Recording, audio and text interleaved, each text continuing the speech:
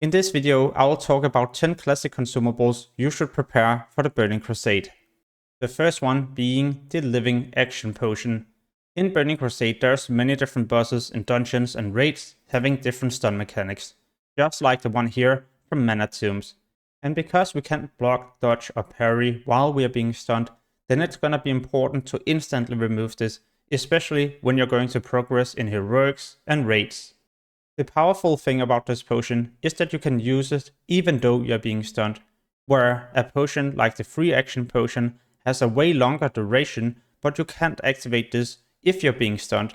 Therefore, you will also need to make sure you're using this before the next upcoming stun. And being immune to stuns for 30 seconds is absolutely amazing, especially for shorter fights. But I do still like to have some Living Action Potions in case I forget to activate the Free Action Potion. Next up, Flask of Petrification. An absolute must-have for healers, or well, basically everyone in the game.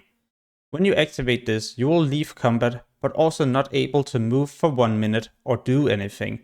So if your party is about to wipe, you could activate this as a healer, and 1 minute later, rest everyone as long as you're not in range of the other enemies. Now that I'm already covering Flask, this has been changed in the Burning Crusade. It used to increase our mana by 2000, now it's increasing our intellect by 65.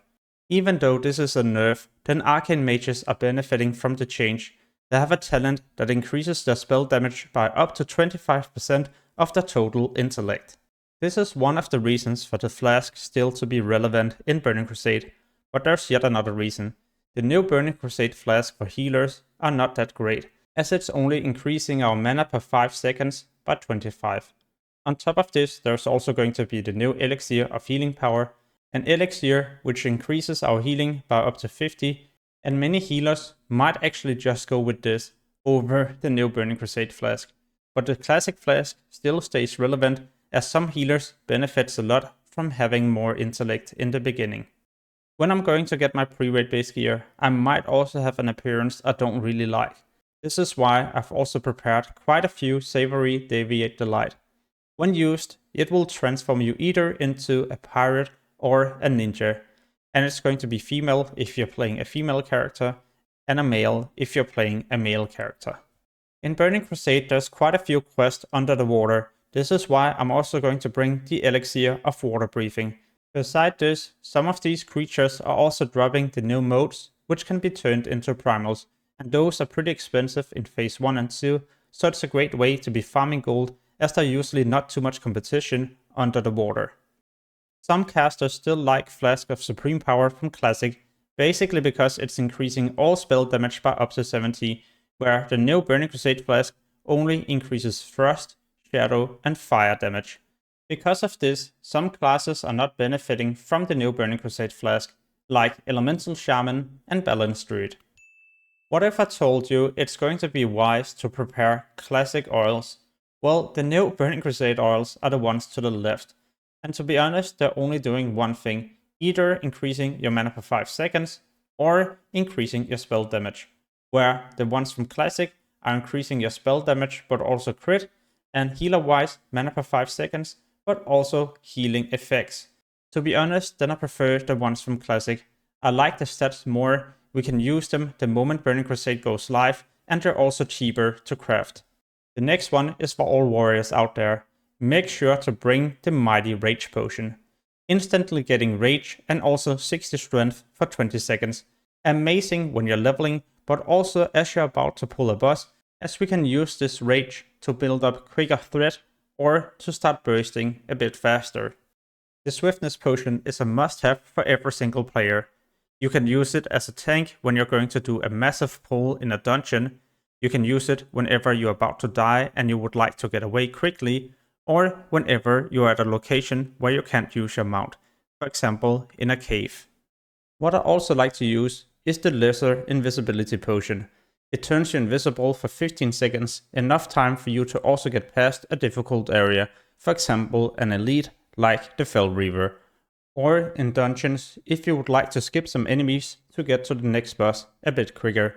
I also like it when I'm doing a quest in the open world where I would like to get past enemies to loot a quest item a bit quicker.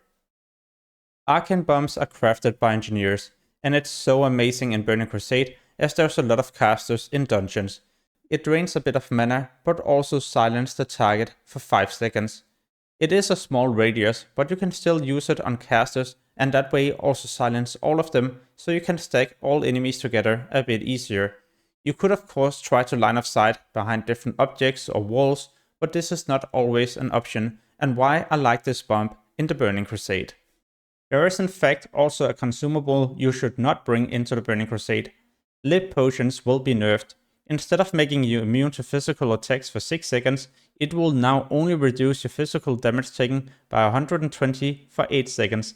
This is definitely a big nerf, as you can no longer use this potion to prevent a death for 6 seconds. Alright, moving on to other useful consumables. Demonic runes, but also dark runes. Dark runes can be purchased on the auction house, but they're also fairly expensive. However, both of these consumables are amazing, especially in the beginning of Burning Crusade when you don't have a high amount of mana.